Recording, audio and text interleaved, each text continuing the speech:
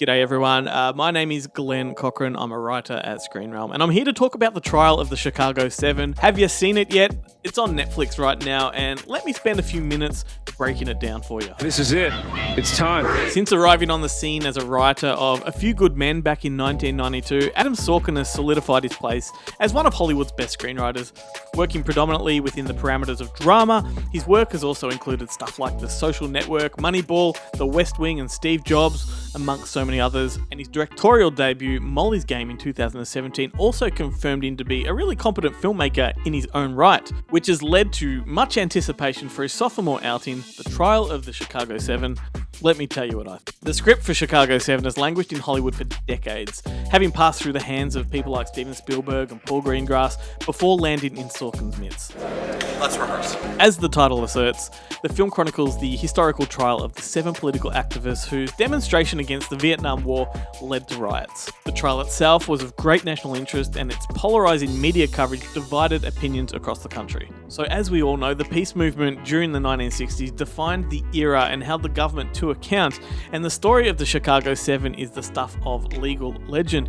In fact, I think stories of theirs are ripe for the Hollywood picking and ought to make for engrossing and utterly compelling viewing. Yet Sorkin's film kind of arrives with lackluster impact. We may have to hurt somebody's feelings.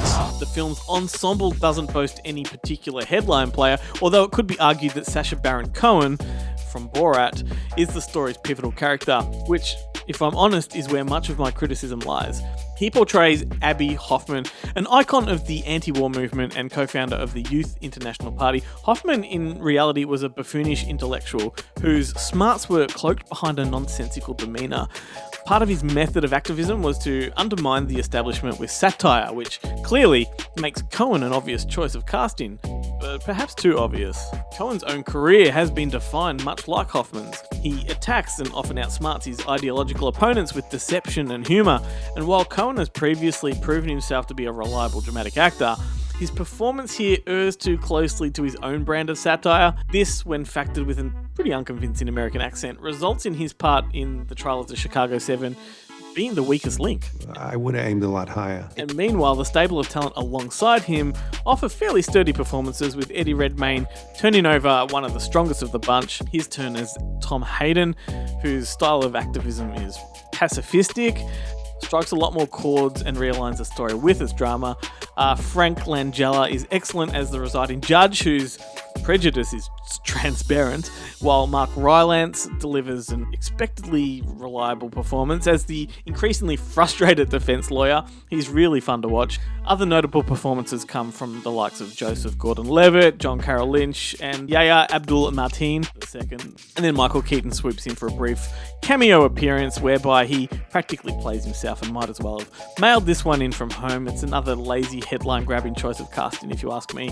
And while I'm at it, I might suggest that another point of contention lies with the film's awareness of its own contemporary parallels. With America currently in a state of unrest and political division, the story of the Chicago 7 mirrors much of what's unfolding ahead of the current US election. But my advice to Sorkin would have been to simply let his story reflect modern issues without so deliberately drawing those conclusions for the viewers.